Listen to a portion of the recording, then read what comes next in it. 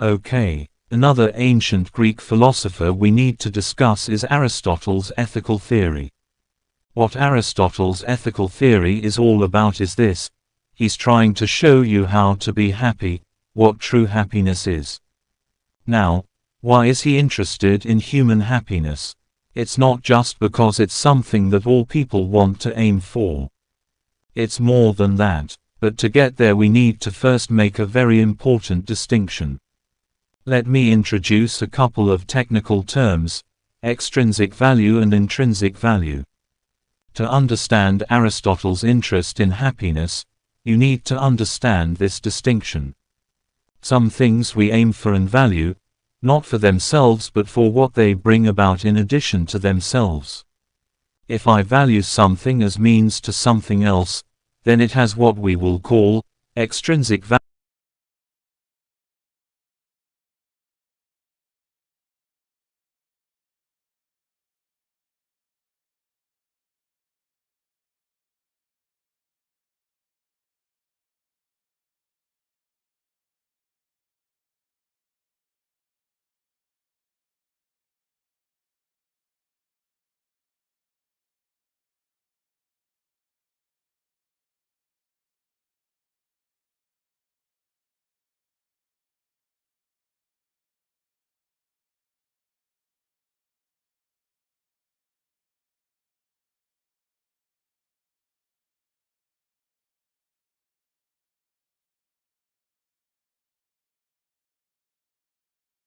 Does your puppy turn his nose up at his own chow because he wants some of whatever it is that you're having? A new study finds that, when it comes to food, dogs recognize human social signals about what's good. The work is in the journal Public Library of Science 1. Researchers let pet dogs choose between two plates, one with a single piece of food and the other with 6 pieces. Unsurprisingly, the animals generally went for the larger portion. But when a human being showed a clear liking for the smaller plate, the canines likewise went for the skimpier choice. The dogs apparently recognized and responded to the humans' social cues. And not all cues were equally effective. When the human approached but did not touch the smaller portion, dogs ignored the attention-drawing gesture. For a social signal to influence behavior, it had to demonstrate intention. And the most effective cues also involved communication, such as looking from the food to the dog and back while talking encouragingly. For dogs, choosing a bite may depend on another's bark.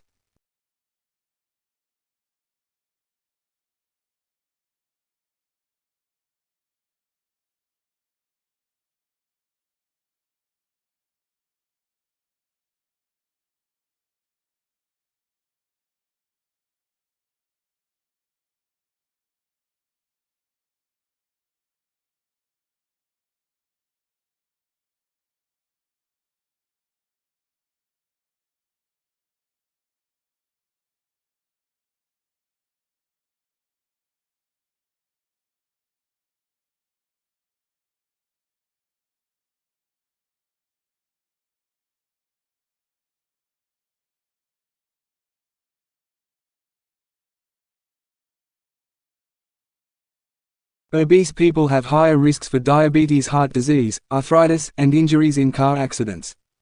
Yes, in part because they're far less likely to wear a seat belt. That's the finding of a study out of the University of Buffalo that will be presented at an upcoming meeting of the Society for Academic Emergency Medicine in Chicago. The researchers analyzed data in the National Fatality Analysis Reporting System of the National Highway Traffic Safety Administration. The study included 1/3 drivers involved in fatal crashes. 2 years ago, the research group found that morbidly obese people were 56% more likely to die in a car crash than normal weight car occupants. The new study revealed that drivers of normal weight are 67% more likely to wear a seat belt than are obese drivers, which could account for at least part of the increased death risk. The researchers hypothesized that overweight people find belts uncomfortable and difficult to buckle. A weight loss program can address the problem in the long run. An inexpensive seat belt extension can solve it today.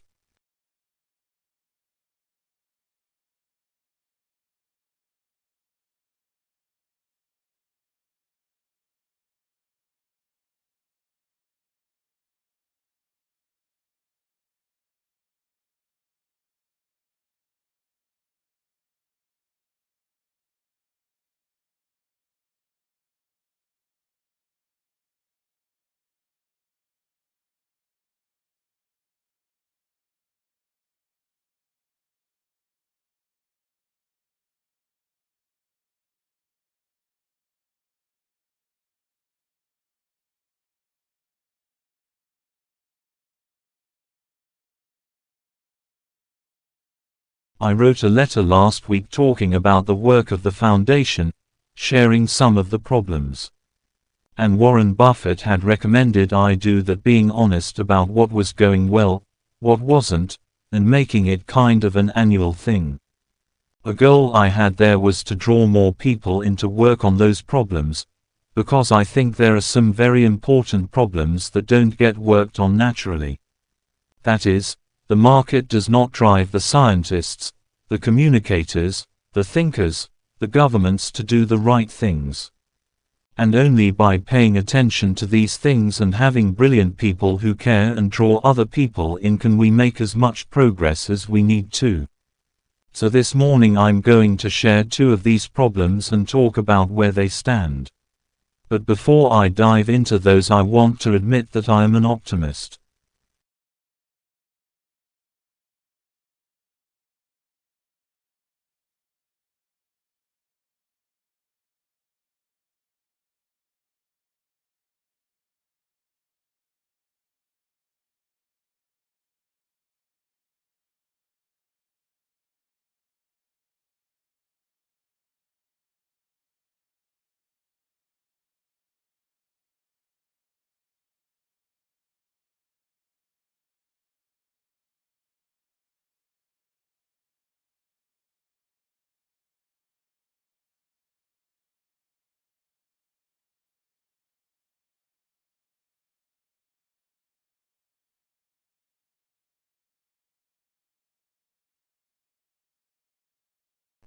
Doctors know a lot about prescribing medications.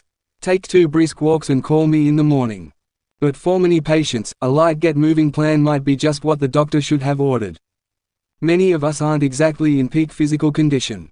But a large number of people are actually deconditioned. So says the Mayo Clinic's Michael Joyner in an essay in the Journal of Physiology. After surgery, illness, pregnancy or extended inactivity for any reason, people might feel faint or fatigued when they try even mild exercise. These signs, Joyner argues, should be recognized by doctors not as symptoms that should be treated with drugs, but rather as a medical state of deconditioning that might be better helped with a gentle, guided exercise program. It might sound counterintuitive that fatigue can be beat back with exercise. But remember Newton, Isaac, not Fig. A body at rest stays at rest. And a body in motion needs to resist external forces acting upon it that might slow it down.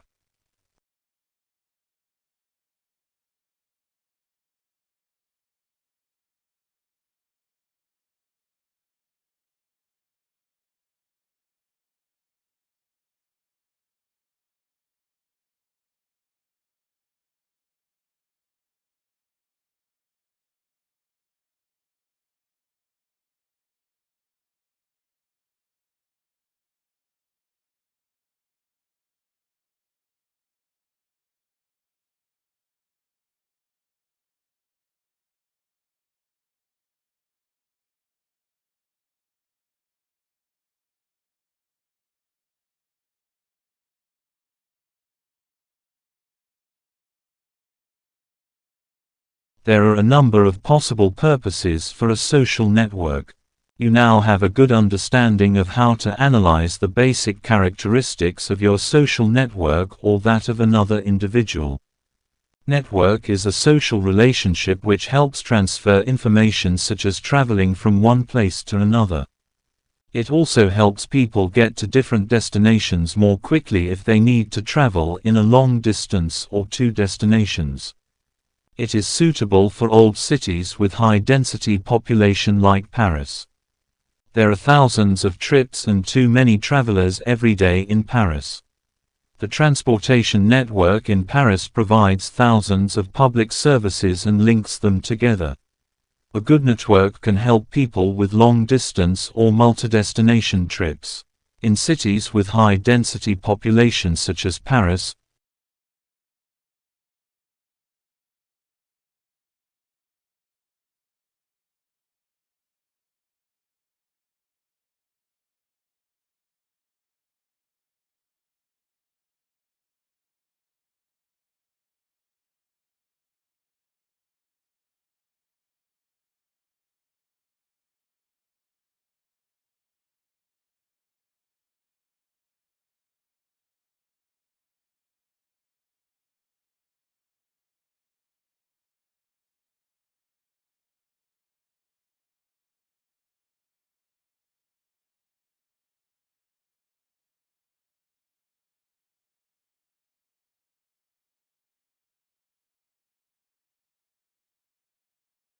But if you were to go to a library at the end of the 1300s, or through the 1400s, you would probably find a book that was then way more popular than those titles we still read, a book that purported to be a description of the world, a guide the traveling and distant lands of BC area and almanac of everything that was just off the horizon.